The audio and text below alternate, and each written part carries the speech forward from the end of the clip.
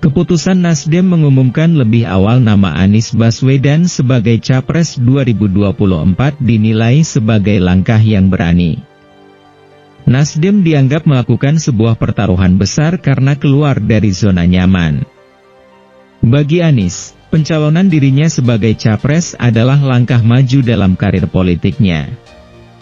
Anies kini punya panggung baru yang lebih menantang.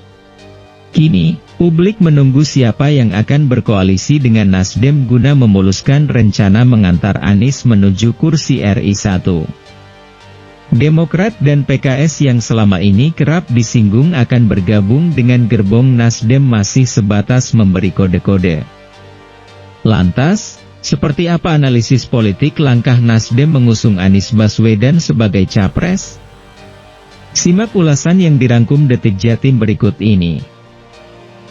Panggung politik Anies yang lebih menantang. Surokim menilai, Anies akan punya panggung baru.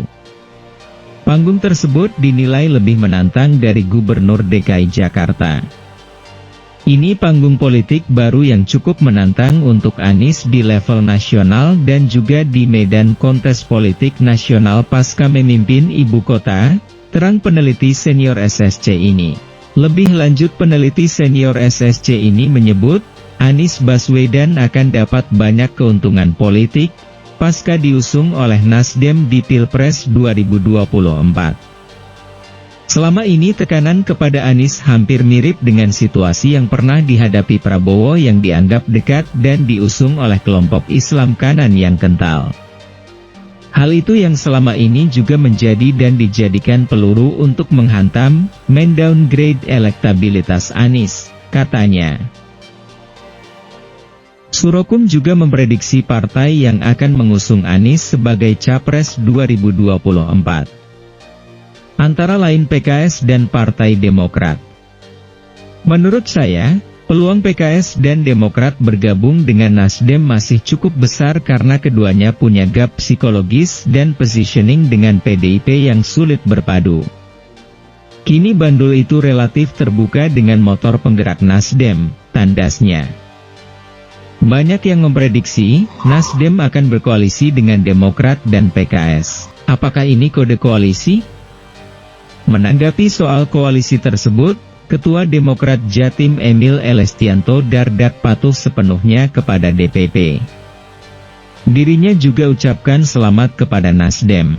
Saya kalau dalam konteks politik nasional, itu kewenangan DPP, posisi Demokrat sudah disampaikan. Saya mengutip posisi Partai Demokrat, yang kemudian menyampaikan selamat atas apa yang dideklarasikan oleh Partai Nasdem, tambah Emil. Emil menyampaikan ucapan selamat kepada Anies Baswedan. Secara diplomatis, Emil menilai pencalonan Anies akan mewujudkan demokrasi yang makin baik. Dan juga kepada Bapak Anies Rashid Baswedan semoga menjadi langkah untuk mewujudkan demokrasi yang semakin baik di Indonesia dengan adanya pengumuman pencalonan beliau dari Partai Nasdem, sambungnya.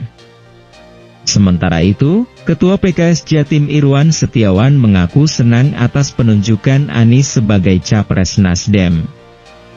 Dia masih menunggu keputusan DPP untuk berkoalisi mengusung Anies atau tidak.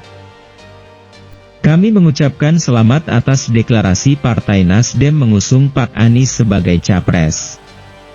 Kalau ada perkembangan soal koalisi, pasti kita kabari, sebut Irwan.